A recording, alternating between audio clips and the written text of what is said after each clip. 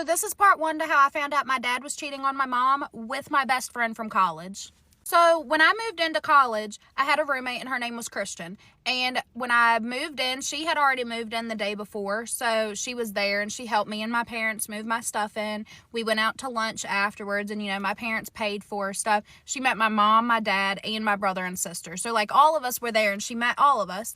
So over the next couple years, she had came to our family functions, had came to any time I went home and stayed home for the weekend. Sometimes she would come and stay with me. She lived 2 or 3 states away, so she wasn't ever going home on the weekends. So sometimes when I would leave for the weekend, she would just come home with me because I only lived 30 minutes away.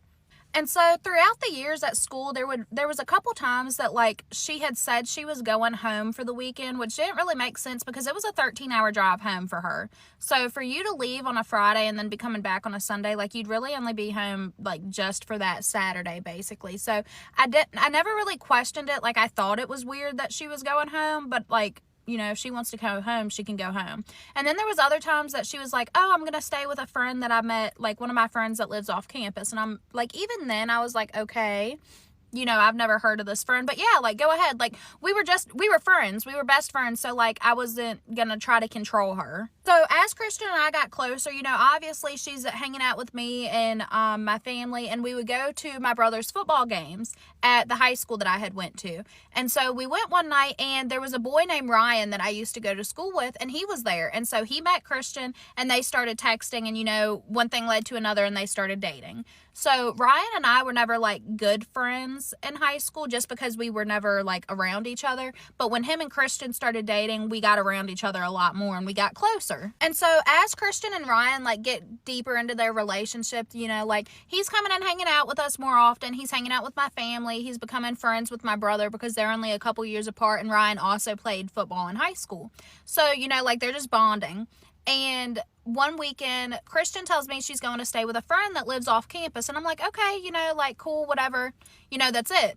I don't think nothing of it. So while she is with this friend, I get a text from Ryan and I check it, and Ryan sends me this and says that he found Christian's Tinder account.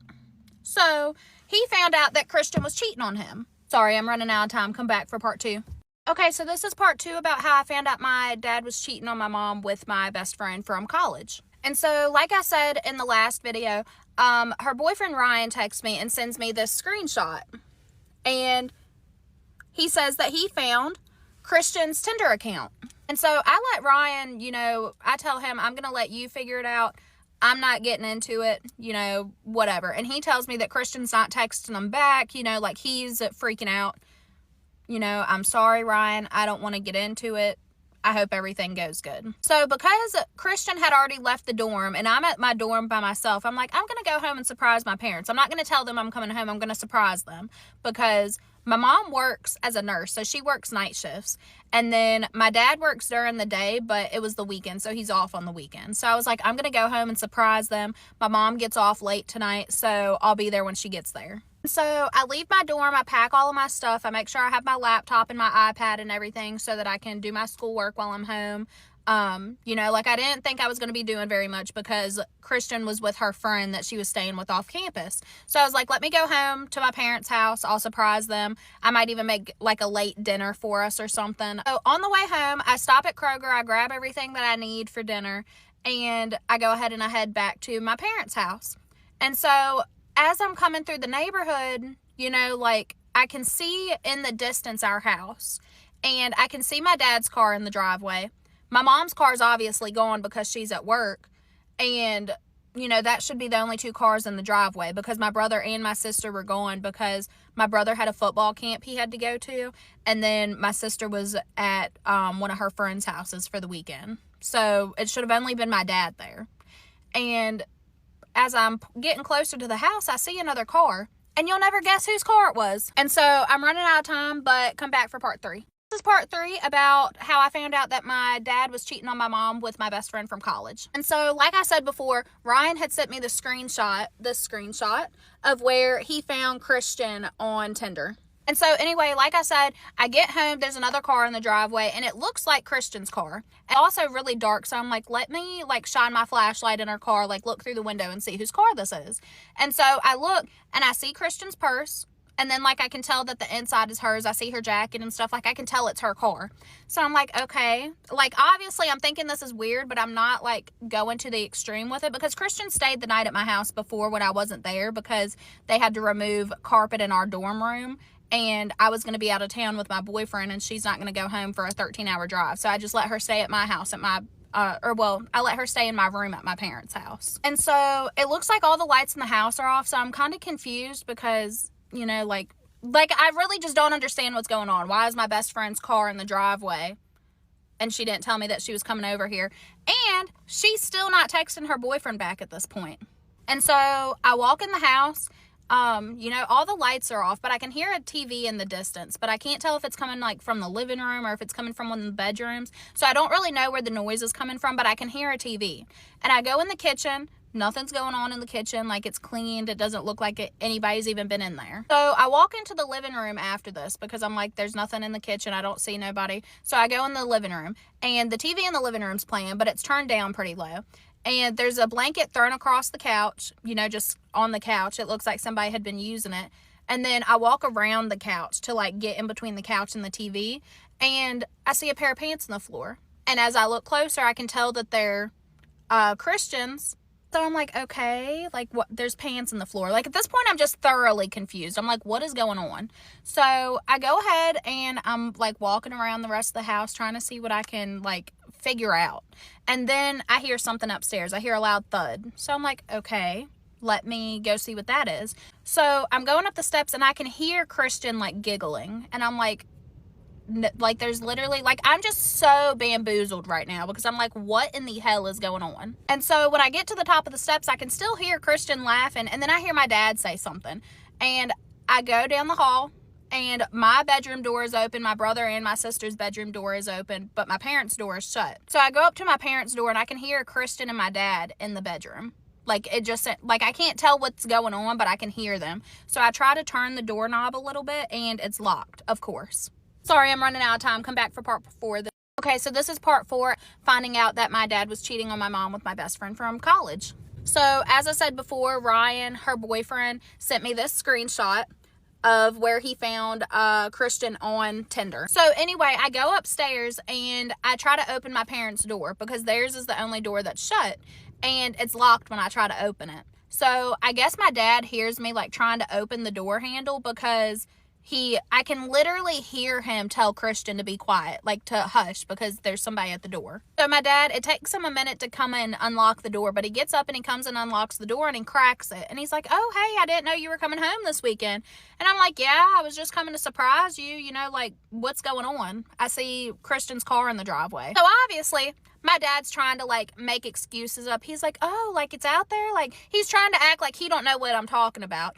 But I pushed the door open, because I'm like, no, like I know that I heard her in here. So I pushed the door open, and there she is in the bed with the blanket pulled up over, like up to her neck. And so when I sling the door open, I see that, and I'm like, what the hell is going on here? He's like, oh, like, hey, like, she's trying to act like nothing crazy is going on. And I'm like, what the hell are you doing? Like, what are you doing? And she's still got the blanket up at this point. So I grab the blanket, and I like jerk the blanket from the end of the bed, and it comes down, and I can tell that she's naked. So I see that she's naked, and I lose my shit. I'm like, what the hell is going on? Why are you in the bed? Why are you naked? And then my dad's like, no, like, and my dad's just in the background screaming. Like, I'm not really paying attention to him, because at this point, I'm like focused on Christian, because you're in my parents' house.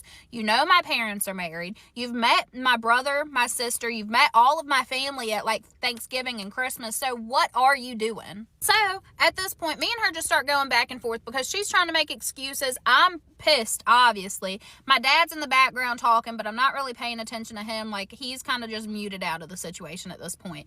And so I call Ryan, because I'm like, no, like, Christian's here at my fucking mom and dad's house. She's in the bed naked with my dad, blah, blah, blah, blah, blah. And Ryan obviously starts losing his shit, and he comes over to the house too. So Ryan ends up pulling up to my parents' house because he's coming to confront Christian too, because this is his girlfriend and she's cheating on him with my dad. So it's just a whole, like, all the way around a crazy ass situation. So at this point, like, when Ryan gets there, I'm already grabbing shit and I'm throwing it out the door. You know, I'm pushing her out the door because you need to get the hell out of my house before my mom gets home from work.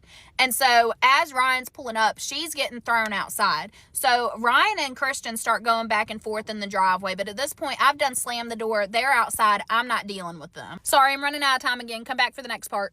So this is part 5 of finding out my dad was cheating on my mom with my best friend from college. Long story short, her boyfriend had sent me this screenshot where he found that she was on Tinder and that she was cheating on him, obviously. Anyway, you know, she's outside at this point. I've done thrown her out. So then me and my dad start going back and forth. It's just me and him in the house. And I'm like, what is going on? Why is she here? How long has this been going on? You know, does mom know? Like, what is going on? And he starts saying that, you know, the first time it happened was back when she stayed the night at the house when they were redoing the carpets at the dorm. And keep this in mind, that was during our freshman year of college. So at this point, when I found out, we're already in our senior year of college. So this is at least 3 years worth of time that this has been going on. And so he's telling me that, you know, it's been going on since then. You know, she comes over on some of the weekends when, like, I'm out of town or when I'm not home, or, you know, this, that, and the third. And so I'm just like, I'm bamboozled, because what do you mean? So he's saying that, you know, it's been going on that long. Mom don't know. None of my other siblings know. So I'm like, I'm telling mom. Like, I can't not tell her. Like, you are literally cheating on her with someone my age. With someone my age. That's fucking crazy. And so at this point, like, me and him are just going back and forth, and I'm, like, about to lose my damn mind. I'm like, this is literally something out of a movie. Like, this doesn't even make any sense. So I leave, and I go to my boyfriend's house, because I'm like, I'm not going back to my dorm, because that's probably where Christian's going to go, because I doubt she's going over to Ryan's house. She's not going back to my parents' house. So the only other place I would assume that she would have went would be to go to the dorm. So I went to my boyfriend's house. I get there and I tell my boyfriend about everything that happens, and I just kind of honestly, at this point, I'm numb. I don't really even know what to say, because what do you say in this situation? So I don't hear from Christian later that night. I don't even hear from her the next day. So all of this happened on a Friday night, because I had went home to surprise my parents. So I don't hear again from Christian until Sunday. So I finally get a text from her, and she's like, hey, can we talk? Like, I really need to talk to you. Let me explain myself, blah, blah, blah, blah, blah. And I mean, like, there's nothing really to say, but she's trying to make things good, because we are roommates. We still have to live with each other for the rest of the year. Like, at our school, they don't let you swap roommates because it causes so many problems. They just don't let you switch roommates in the middle of the year. And I keep running out of time, so come back for the last part. So this is the final part of how I found out my dad was cheating on my mom with my best friend from college. So just a backstory. My best friend from college, her name is Christian, and her boyfriend sent me this screenshot where she was cheating on him, and he found her Tinder. Anyway, she's trying to make things good, texting me saying that she's sorry, she don't know what happened, you know, like, this was a big mistake, and blah, blah, blah, blah, blah. And I'm like, there's quite literally, like, this isn't something that's a mistake. Like, you don't accidentally sleep with your best friend's dad. Like, that's not something that you just do on accident. So she's trying to tell me that this has only been happening recently. This isn't anything that's been going on for a long time. And little does she know, my dad already confessed everything to me on Friday night. So I tell her, I'm like, my dad told me everything. I know this has been going on since that weekend that you stayed back in freshman year. And she's like, bamboozled, because she didn't think I was going to know this. And so once I start confronting her about everything, she's trying to act like, you know, I'm lying about it and I don't know what's going on. So if y'all want me to post these screenshots too, I can post those too. But basically, she was just telling me that I'm crazy, she hasn't been doing nothing, it's not that big of a deal. And then she tries to turn it around on me like, well, you had me stay the night at your house when you weren't there. First and foremost, you stayed the night. I let you stay at my parents' house so that you didn't have to drive 13 hours to go home. You are more than capable of making that 13-hour drive home if you really didn't want to stay at my parents' house that weekend. You could have went and stayed with one of your friends that lives on campus at our college. So yeah, that's about it. Me and her got into it. She was trying to say that I was the one at fault for it and this, that, and the third. Long story short, I didn't go back to campus for the rest of the year. I didn't stay in my dorm. I just made the 30-minute drive every day from my boyfriend's house to school. So I didn't stay at my parents' house either. And I haven't really talked to my dad since that day. So yeah. So, story time on how my kidney stone has a birth certificate. I walked into my mom one night and told her that I was having extreme lower back and stomach pains. I never complain about pain or anything at all, so she said, load up in the pickup, we're driving to the ER. We drove 45 minutes to the best ER closest to us and got all checked in, waited in the room for about a half hour. They then took me into one of the ER rooms where they took my blood and told me that my white blood cell count was a little high. They too thought I had kidney stones, so they proceeded to put me on a morphine drip. 10 minutes later, the ER doctor comes back into the room and tells me I'm pregnant. I looked at my mom, she looked at me, I said, great. Thinking to myself, I'm like 2-3 months along, not that big of a deal, here we go. I still had my periods, kind of strange, but that's fine, whatever. I don't know anything. He then proceeds to do an exam on me and tell me that he saw hair and a head. At this point, nobody had a clue we were at the hospital. It was just me and my mom all by ourselves. They rushed me up into a room in labor and delivery where they checked for a heartbeat. They struggled to find her heartbeat because my placenta was in the front, blocking so much of the things, and that's why I never felt her kick. I never felt any movement this entire pregnancy at all whatsoever. Shocking. I don't know. Weird. I'm just as confused as everybody else is. They couldn't tell us if it was a boy, a girl. They couldn't tell us if she had 10 fingers, 10 toes. We had no idea what we were getting ourselves into. We get rushed into another room for actual delivery where the doctor proceeds to tell me that I am already dilated to 8 centimeters and ask if I want an epidural. I then proceeded to ask the doctor how far I had to go because, once again, I know nothing. And she told me to 10. And I said, well, that's fine. I don't need that. I just remember a TikTok I seen where I see the size of that needle, and I was not interested in that ballgame. I pushed for about 30 minutes and gave birth to a absolutely healthy, beautiful, amazing baby girl. But within 2 hours, I found out I was pregnant and gave birth to said kidney stone. This has to be one of the hardest stories I've ever told in my life. I thought I was going to take this secret to the grave as a nurse. Last year, in February, I experienced something devastating as a nurse that changed my life forever. Almost quit nursing, lost my mind for a few months. It was so traumatizing for me. I'm gonna tell you the story. Basically, I was working at this nursing home, and it houses 120 patients up to. So one side of the building is called A wing, one side is called B wing. Each side has 60 patients up to. And I was working on my side in B wing, and one night it was strange to me because 2 nurses from A wing on one side came to the B wing side, and they were looking frantic. They're looking very stressed, and I walked up to them asking, do you need anything? Like something along those lines. Some parts of the story in my mind is blurred just because, I don't know, I have to low-key dissociate to cope, which is crazy. But I walked up to the nurses because I just knew that their body language was abnormal. And one of the nurses was like, oh, we're getting paperwork ready to call 911 for one of the patients. So I was just like, oh, okay, trying to dig and ask what's going on with this patient. And one of the nurses picked up the phone and she called a code blue right in front of me. They left the patient by themselves and this nurse called a code blue. So there's supposed to be 4 nurses that night. One of them was on lunch, which I knew about, me and the 2 other nurses. So the 3 of us that was in the building were all in the other side of the building while this other patient was suffering a code blue, basically abandoning the patient. What I did, I ran to that side. And I quickly ran and grabbed the crash cart and ran to the patient's room. And from what I seen, it's so traumatic. The patient looked gone. But I still, as a nurse, did my assessment, was checking for the pulse. When the nurse that was responsible for the patient came behind me and was like, listen, along the lines of,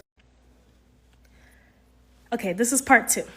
So the nurse walked up behind me because I left her on the other side. I left both nurses on the other side because the patient come first. And I didn't even know that patient. I never had that patient before, but I still did my critical assessment as a nurse. And while I was doing my assessment, the nurse that was responsible for the patient walked up behind me and was like, we better start CPR or we both gonna get in trouble.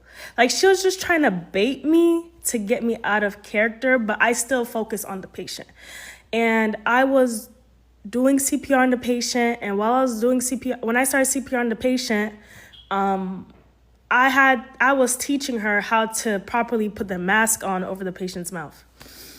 Now, after that incident, I went straight to my DON, but for me, I felt like the facility, there was some retaliation with that facility, because if you ever been a nurse, sometimes there's like this fraternization when it comes to nursing, and nursing being like, you have to protect one another as nurses, and you can't, it's like a G code, like some nurses that are not, how you say that are corrupt, you know, because there are those that can be corrupt, especially when it comes to nursing homes.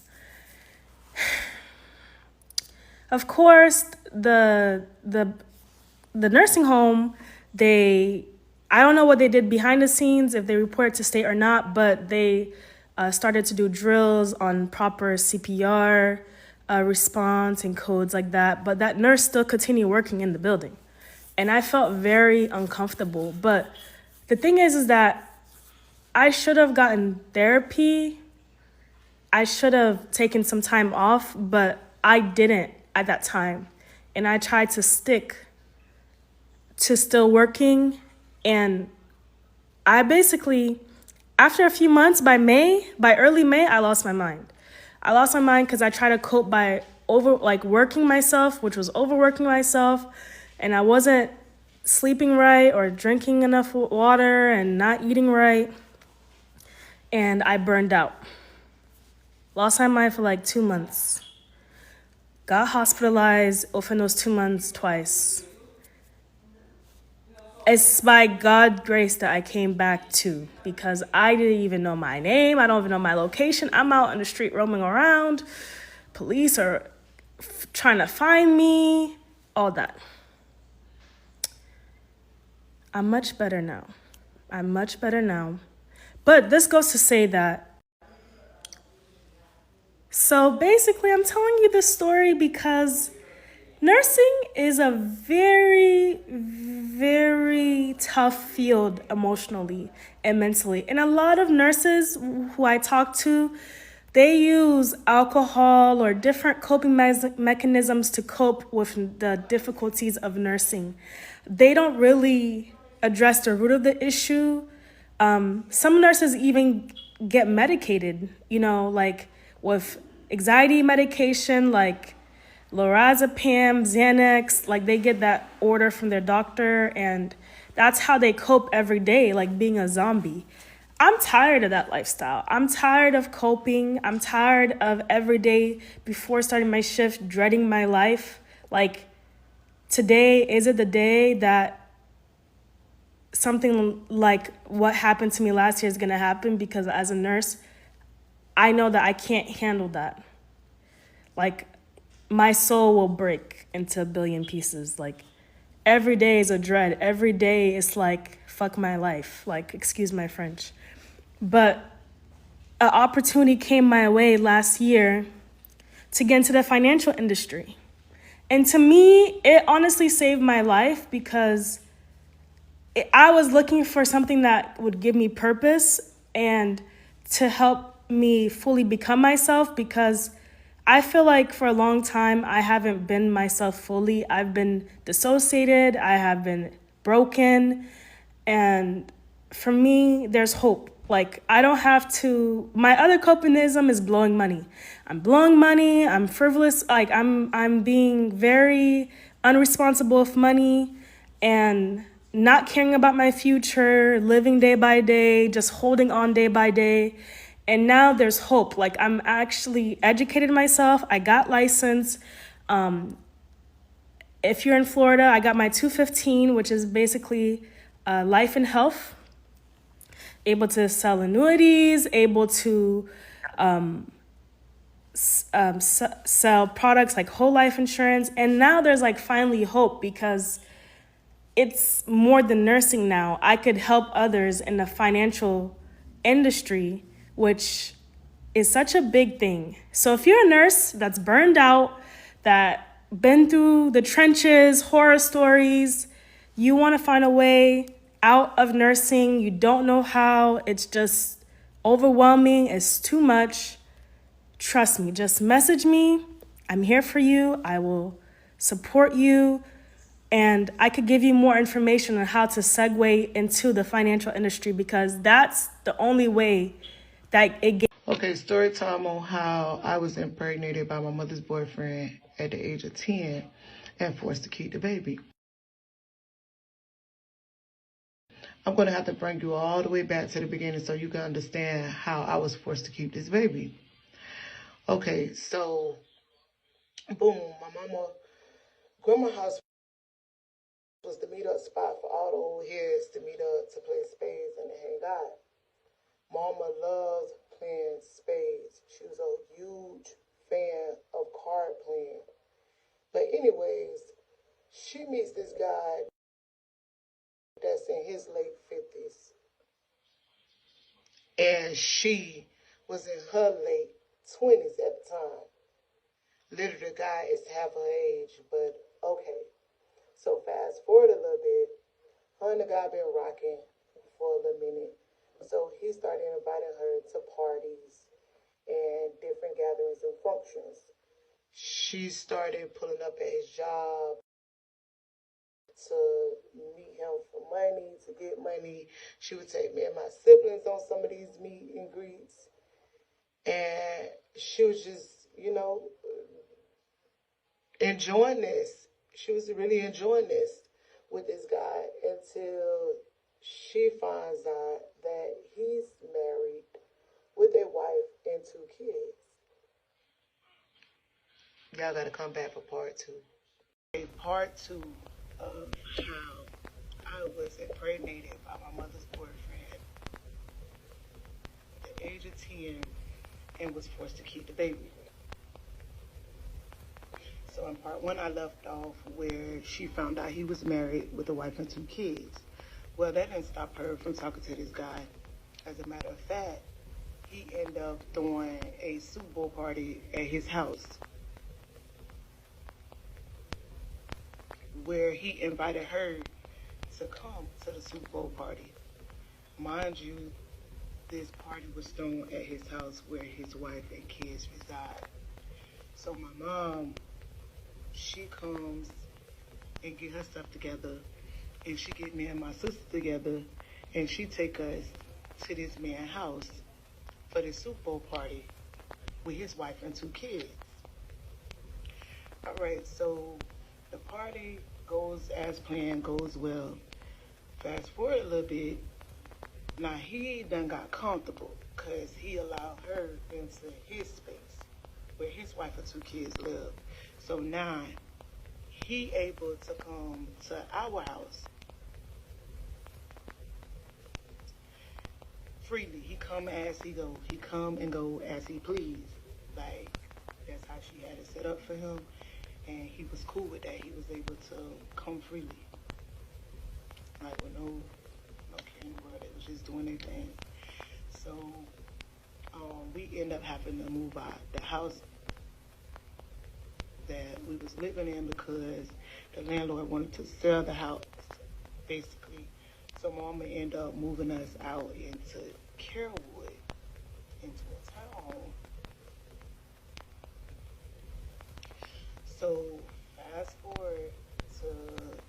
1999, the year of 1999.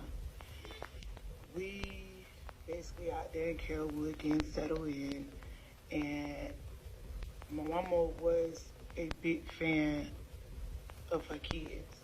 I cannot take that from her. She loved her kids dearly.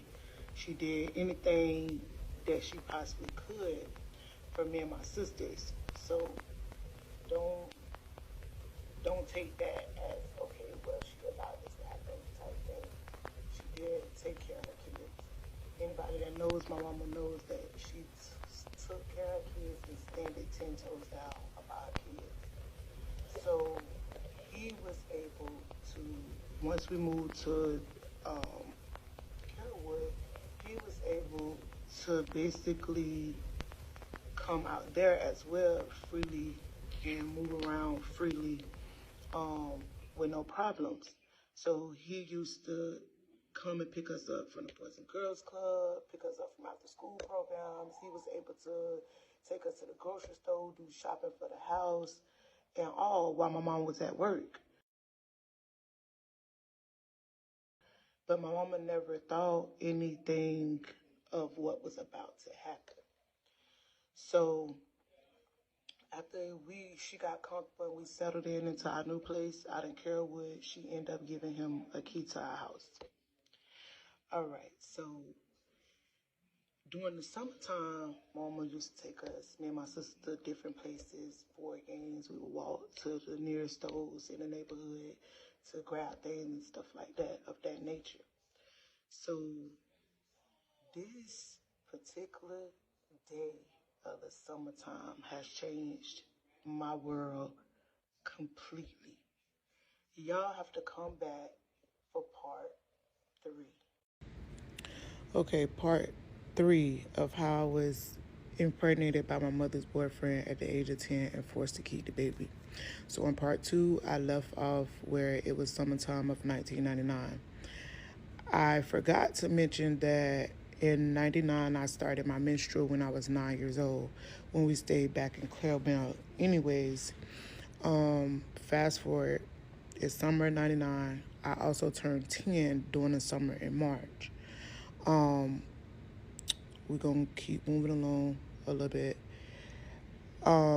So I turned 10, and the summertime is coming to an end. I was doing the typical things that a 10-year-old would do, going outside, playing, trips, beaches, parks, you name it, I was doing it as a kid. To this particular day, August the 11th, 1999, the day before school started. My mom had told me and my sisters that she was going to run to the store to grab some of the last minute things that we needed for school. Of course, this man was at the house at the time that she was getting ready to go do her little errands or whatever for us for school. So she had told me and my sisters that we wanted to go get our shoes and come on because she was ready to go so she can get what she needed and get back to the house to get us prepared for school the next morning.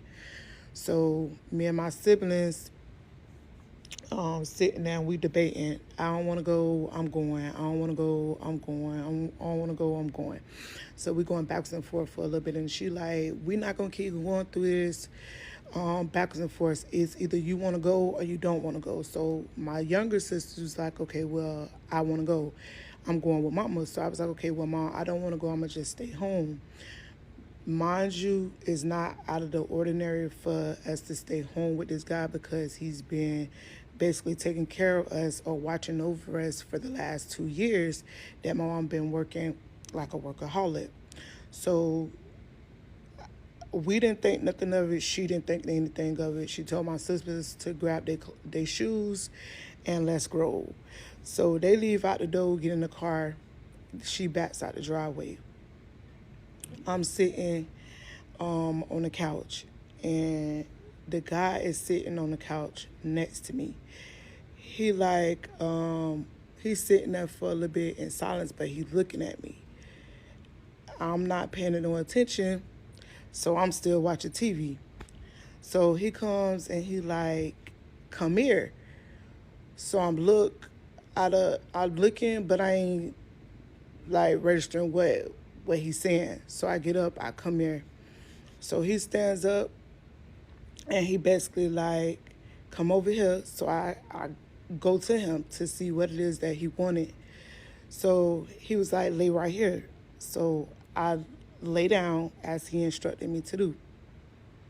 He removed my pants and essayed me for the first time. So I'm just laying there because I'm terrified, I'm scared, I'm shocked. I don't know what to do. My mama is gone, my sisters is gone. I'm basically home alone at this point. So I'm like, you hurting me. Can you stop? He wouldn't stop. He kept going. So I said it again, you're hurting me. Can you please stop? He wouldn't stop. He kept going. So at this point, I started crying. And I was like, you hurting me. So he was like, he looked me in my eyes and was like, I'm sorry. Got up. He went down to the downstairs bathroom because we had a 2-story townhome where it was a half bath downstairs and 2 full baths upstairs. So he goes down to the bathroom downstairs to get his stuff together. I goes upstairs and lock myself in my bathroom upstairs. So I'm sitting in the bathtub scrubbing, and crying at the same time because I was basically stripped of my innocence and didn't know what to do, nobody to save me. So while I'm in the shower waiting for my mama to get back, my sister come running up the stairs looking for me. And she comes in the bathroom with me and I'm crying. She asked me, she was like, why are you crying? I was like, I don't know. I kept saying, I don't know, because I was afraid to tell her. She was like, Nina, you was not crying before me and mama and them left to go to the store. So I'm like, I know, but I'm okay. So she was like, no, tell me what's wrong. So I end up telling her what happened. And she was like, oh, I'm going to tell mommy. So I was like, no, don't tell mommy. So she like, no, you need to tell mama. I'm like, no, don't tell mommy because I'm scared. And at this point, I didn't know what to do. I'm terrified. So I'm like, no, just leave it alone. So my sister was the first person that I told, and I begged her not to tell my mama. I begged her not to tell nobody else. So she was like, we sat in the bathroom for a minute talking, and she was like, so why did he do this to you? I'm like, I don't know. I don't know. I'm clueless. I don't know. At the point that I'm still sitting in this bathtub talking to her, I'm scrubbing my skin off. Not literally or physically, but I'm scrubbing. Like, I'm trying to get all of this off of me. So I'm like, I don't know. I keep telling my sister, like, I don't know. I finish my bath, I get myself together, and she was like, well, before you come out, make sure you straighten yourself up, like, stop all the crying and stuff, so mommy wouldn't get suspect of anything. So I'm like, okay, or whatever. So she leave out the bathroom, I get myself together, get dressed, and all of that. And after that, I go in my room and I stay in my room. I don't come back out. I don't come back out. My mama looking for me. She was like, well, where Nene at? My sister telling her that she upstairs, she laying down or whatever. He's still downstairs. He's still at the house. He done basically violated me, and he's still there. No one thought nothing of this at all. Nothing. So the day go by, and I'm still up in my room. I don't come back out my room at all. Y'all have to come back for part 4. part 4 of how I was impregnated by my mother's boyfriend at the age of 10 and forced to keep the baby. Okay, I'm seeing a lot of comments about different things. Once I'm done telling the story, I'm going to go do a quick Q&A live. I see a lot of people saying that something happened to my little sisters. Let's clarify that. Nothing ever happened to my little sisters. No, he never touched them. Second, I'm seeing a lot of people say, why is my sister coaching like she know what to do or what to say? That's any normal kid that's actually going through something like this, and she was the first person that I told. I just never went and told my mama out of fear. I'm also seeing comments basically saying that did he tell you not to tell, or did he say anything to you after the first incident? No, he didn't say anything to me after the first incident, and no, he did not tell me not to tell. I did not tell out of fear. Okay, so now that I cleared those few things up, let me continue on with the story. So I left off in part 3 where I stayed in my room all night. Like, I didn't come back out. I don't even remember if I ate or went to the bathroom. I just went to bed because I just experienced a traumatic incident and was just terrified. So I stayed in my room. All right, fast forward a little bit. The next day come, my mama get us ready for school. We go to school, and everything is continually like normal. Mind y'all, in the first couple of videos, I said that this man had gained access to our home. He had a key. My mama gave him a key. I guess she gave him a key because she was working on one side of the town and we lived on another side of town. But he had this key for a minute now. Okay, so the abuse continued to happen. It continued to happen, and I never said anything. I never said anything because of fear. This particular day or time, I really can't remember the exact day, but he brought a hunting cooler to my mom's house and basically set it on the back porch. One night after he had saved me, he basically told me if I did tell or if anybody found out that he was doing this to me, he would unalive me, dismember my body, and put me in this cooler, and no one would never find me.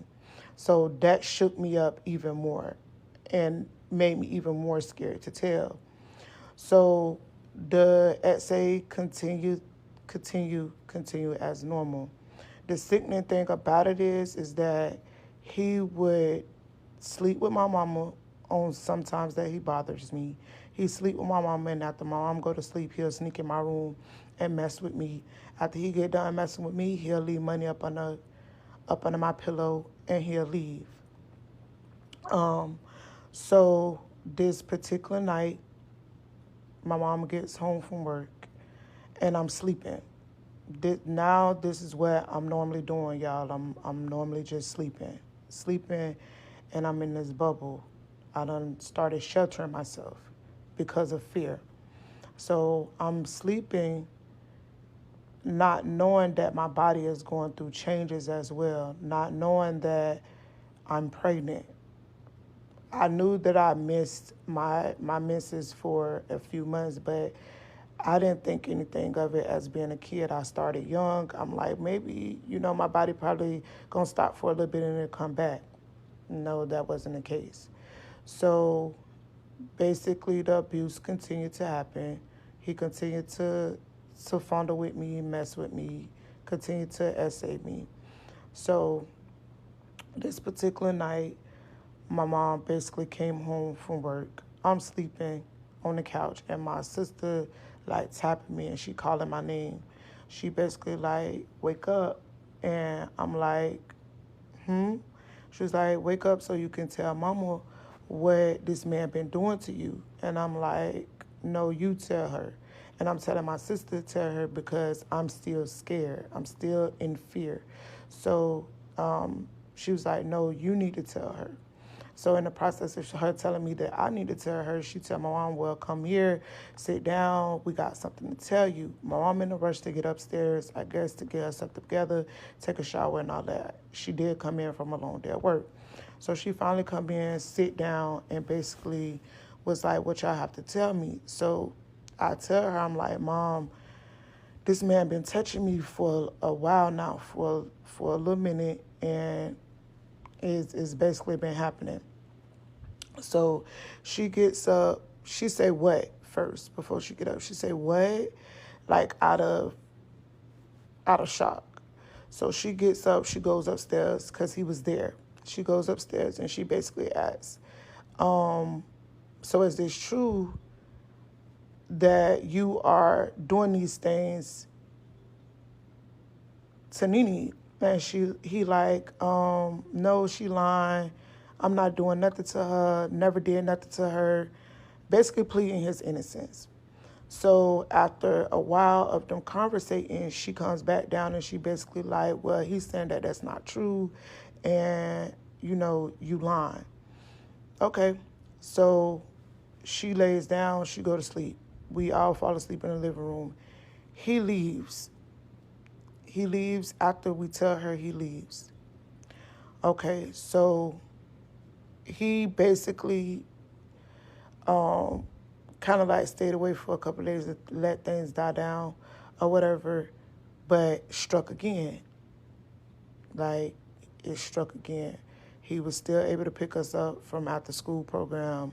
He was still able to come in and out of our home because he still had this key. So he was still able to have access to me. He was still able to do things to me. So we're going to fast forward a little bit. My mama know because we done told her. Me and my sisters told her. So we're going to fast forward a little bit. I'm still sleeping after school. I'm coming home. I'm sleeping. I'm not doing anything that I was normally doing, like playing outside, playing with my sisters, or anything like that. I'm just sleeping. So fast forward to March 10th, 2000. For the ones that was asking in the comments, when is your birthday? My birthday is March 10th. So we on the day of March 10th, 2000. My mama had scheduled a doctor's appointment. She scheduled a doctor's appointment that basically fell on my birthday. We getting ready to go to this doctor's appointment, but we get into a bad car accident. So that stopped us from going to the doctor's appointment. If we would have been able to make it to that doctor's appointment on that day, she would have found out that I was pregnant. But since we couldn't make it to the appointment because of this car accident, she basically had to find out another way. So in the process of us going through therapy, different scans, we go and do an MRI. So I get my MRI done. Everybody, all us, me, my mama, and my sisters, we get our MRI done, and we waiting for the results. One day we sitting at home on the living room floor, and the doctor that read my MRI calls her and basically say, you need to get her to the nearest hospital. And she like, why? What's going on? Is something drastically wrong with her? Like, what's the problem? So he basically telling her, like, she has a fetus growing inside of her and she needs to get to the hospital. It's urgent that she go to the hospital. So she's like, okay, she's confused of this. She's confused. So she hangs up the phone. And the first thing that she says is, what little boy at the school that you have been messing with? So I'm like, Mom, I haven't been messing with no little boy at the school.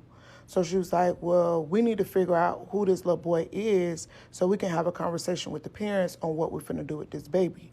So once again, I tell her, we don't have to have no conversation with nobody because I wasn't messing with nobody at the school. Mind y'all, I am a typical 10-year-old, 11-year-old that played outside. I wasn't a fast teen, but y'all have to come back for part 5 for me to continue. Hi, I'm Nellie, and today we're going to learn a new word. It's called no. All right, y'all. Part 5 of how I was impregnated by my mother's boyfriend at the age of 10 and forced to keep the baby. So in part 4, she found out that I was pregnant by the doctor that read my MRI. While she asking what boy I was messing with at the school, I'm like, I wasn't messing with nobody at the school. My breast started leaking milk. She was like, oh, yeah, you're pregnant, so we're getting ready to go to the hospital. Let's go. So she loaded me and my sisters up, and we go to the nearest hospital. Now, we get there, we get checked in. The doctor come immediately. They get me to the back immediately. He orders a whole workup, blood work, ultrasound, pelvic exam, all of this. He do a whole workup on me. So I'm back, and they take me back for my ultrasound. And while they're rolling me back, the nurse is walking on the side of me, and she's talking to me, she's comforting me, and she made me feel safe enough to tell her what's been going on with me and what happened to me. So I tell her, and she was like, oh my gosh, I can't believe that. Like, she was so hurt. And her words was, he would never be able to do this to you again. He would never hurt you again. So I'm like, okay, I'm shaking my head, okay, but I'm crying too because it's very emotional. Even talking about it is emotional. So she get me the ultrasound, and the ultrasound tech basically was like, she was gonna get me over to the stretcher so she could start the exam. So I'm like, okay. So the nurse that walked with me, she stayed with me the whole entire time. She helped her get me on the table, and they start the exam. So both of them looking at the monitor in shock, like in disbelief. So I asked, what's wrong? And it was like, nothing. And they keep going. They keep looking, measuring, and all of this stuff. And they whispering amongst themselves, but I really can't make out what they're saying. So after they do the scan on the top, on my stomach, they do a vaginal scan to make sure they seeing everything correctly, everything is intact, and everything is good. So once we get done with my ultrasound, they rolled me back to my room where my mom and my sisters was out on the patio outside, and my sisters telling my mom, what's going on, what their version of the story of what was taking place and what happened. So she picks up the phone and she calls him from the hospital, and she's basically like asking him, did you do this to my baby? Like, what did you do to her? Tell me. And he's telling her, I can't do this. I can't tell you. And like being very, very, very in denial of what had happened. So she was like, she's pregnant and I need to know if this you. So he was like, I can't, and hung up the phone. So while all of this going on, while she's calling him, the hospital done called DCF and the police. So 2 detectives come. They question my mom first, and they talk to my siblings. They talk to me and my siblings. And they question us, and they ask us what happened. We tell them what happened and all of this. They tell my younger siblings that they was going to remove us out of my mom care. They knew this before I knew it. So they talking to DCF. DCF has to come and do their investigation as well. And after they investigate and they get all of our stories of what took place and what was going on, they made a call, and the call was basically remove the kids from the mother's care, and we're going to have to find someone to get them. So my grandma stepped up and took on me and my siblings. But in the process of DCF, the detectives and all of this, all my blood work come back, all my test results and everything come back. And the doctor tell my mom that she's basically 6 months pregnant. So my mama, she goes into a frenzy. Like, oh my, what is what are we gonna do? She's too young. So the doctor was like, it's only one thing left that you can do is allow her to have this baby. Mom was like, she can't have an abortion. And he was like, no, I wouldn't recommend an abortion because of the fact that she's too young. She's too young, and it would just be a lot of stress and strain on her. You could possibly lose the both of them. So mom was like, okay, well, what do I do? So the doctor was like, you're just gonna have to let this play out. You're gonna have to let her carry this child to the end. So she like, okay. So at this point, she called my grandma, and grandma come to the hospital. And she tells my grandma what happened, and DCF talks to my grandma as well. And the detective talks to her. So we leave the hospital with my grandma. We leave the hospital with my grandma. My mama finds out that I'm 6 months pregnant. And I have 4 more months left of this pregnancy to go. So this is how I was forced to keep the baby. I was too young to have an abortion. I was too young to do anything. And I was too far along in my pregnancy. So fast forward a little bit, I'm still in school, but I'm in 4th grade. I'm still at Carrollwood Elementary. They pulled me out of 4th grade and they homeschooled me. They homeschooled me for the rest of my 4th grade year and my 5th grade year. Now, mind you, my mom is free. She don't have me and my siblings, so she free. So me and my sisters really stopped seeing my mom a lot once my grandma got us. My mom started living her best life. She was basically in Miami every other weekend, or if she ain't in Miami or on a girls trip with her homegirls and her friends, she was working. I don't know if this was her time to come to terms of what took place and how it took place and how it happened. I don't know why my mama disappeared, but I basically went through the rest of my pregnancy alone. Yes, I had my siblings and I had my grandma, but it's nothing like having your mom beside you going through something like this. It was very tough. It was very tough and it was very rough for me. I would say I went through a lot of emotional distress. I went through a lot of physical stress. I went through a lot at this age, and I'm still trying to grasp what happened to me too. I'm still trying to grasp that I'm actually carrying a whole human being inside of me at 11 years old. Y'all, I turned 11 March 10th, the day that I was supposed to go to this doctor's appointment. I turned 11. So I'm 6 months pregnant with a whole baby, and I'm basically forced to bring this baby into the world. Y'all will have to come back for part 6 because we're running out of time.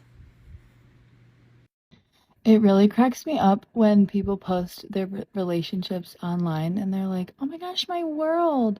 Honey, that is like your 8th world. Building a solar system. Hi, it's me. I'm people. All right, y'all. Part 6 on how I was impregnated by my mother's boyfriend at the age of 10 and forced to keep the baby. Okay, so this would be the final part of the story. For all Q&A questions, y'all got to jump on the live. I will give y'all an hour to view the video and then check in at like 7:30 on the live. But anyway, back to the story. I end up giving birth August 12th, 2000 to a baby girl. My labor was hard. It was rough. I end up having to be induced because I had preeclampsia. And I did have support at the hospital. I had a doula. My grandma was there. Of my mom and a few of her friends. My mom passed out in the middle of me delivering. I did have a vaginal birth. Fast forward, now that my daughter is here, we were waiting on DNA results to finish the trial for him. Unfortunately, the the results came back 99.99% that he was the father, so he remained in jail. He did go to prison. He did 85 years. 85 years. They sentenced him to. For as my mama, she never completed her case plan. She never did the things that DCF asked her to do for her to regain custody. So my grandma remained with custody of us. She also gained custody of my child because I was too young. Fast forward a little bit, as we got older, my grandma started being abusive, mentally abusive, emotionally abusive, physically abusive, and she was an alcoholic. She used to say things to me and my sisters like it wasn't our fault that this happened. She should have let our ass go into foster care. She put her life on hold to raise us. It was just a lot. And then for me, she always mentally abused me. Every chance she got, she basically said things like it wasn't my fault that your mama let a motherfucker fuck you and get you pregnant. And I would be just like my mama with a house full of kids, never have anything, just so on and so on. We dealt with a lot of mental abuse for a long time. As I got older, I started being rebellious because I felt like it was no love at home. I never had the love. I never had the support. I never had nobody to stand up for me. So I started being rebellious. I started sitting in the car. I started sneaking out. I just started doing stuff. Me and my grandma always used to bump heads, so she ended up putting me out when I turned 16. I'm out, I'm going to school, I'm doing everything that I'm supposed to do. I'm taking care of myself, basically. My daughter and my sisters were still at the house with her. And an incident happened where she lost custody of all of us. My little sister got into a fight at school with another girl, and she got suspended from school. She came home, my grandma beat her with an umbrella, and punched on her, bust her lip, and all of that. So my middle sister was like, all right, well, we just finna leave. So they grabbed my daughter and they walked down to the church to get some help. They talked to the people. They get in contact with my mama, and my mama come and get them. So this particular night, we all sleep in the car this night because my grandma didn't want to open the door for none of us. So my mom get up and she drive us down to the police station, and we make a police report, and they question us, and yeah, my grandma goes to jail. She gets 6 different charges because she didn't know where we was, know nothing. So she lost custody of us. Now, I was already like out on my own and taking care of myself and stuff like that. So foster care wasn't a place for me. I always ran from all my placements. My sisters, on the other hand, they had to go to another county. They went to Melbourne, to an all-girls ranch out there.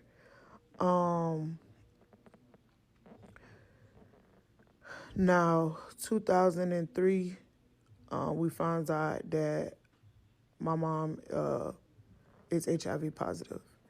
Of course, this is an HIV positive scare because a couple years ago, I just gave birth to a baby girl, and her father was in prison, and the word was he had full-blown AIDS.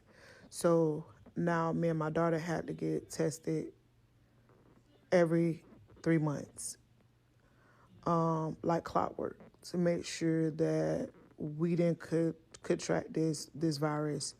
And I thank God that we have been free of this virus. And God didn't have that in store for me. Now, my mama also was supposed to face charges. The state was trying to charge her, but me and my sisters basically lied for her and to keep her out of prison. For him, he was sentenced to 85 years. He didn't make it. He died in prison of AIDS and cancer. My mama died 10 years ago, 2015. She passed away. So that should sum up the questions on that. And then my daughter is 25. She has 2 kids of her own. She's doing very well. She's alive, healthy, and moving around. We would definitely do a meet and greet over live. Once I talk to her and get her comfortable with being on camera and stuff, we would definitely do a meet and greet. All other questions about this story, anything that that y'all unsure about, just join the Q&A live and we would discuss it. I thank every last one of you guys for staying tuned for the story, for all the kind words, even the bad ones. God basically healed me. And I'm still on my healing journey. He brought me this far and he wanted me to share this story because it's other children and women in the world that are going through these things currently and they don't know how to come forward. They don't know how to speak up. I can tell by a lot of the comments that a lot of people are very immature. They haven't grown. Just by the comments and the things that you say, just like y'all, some of y'all is not in tune for real.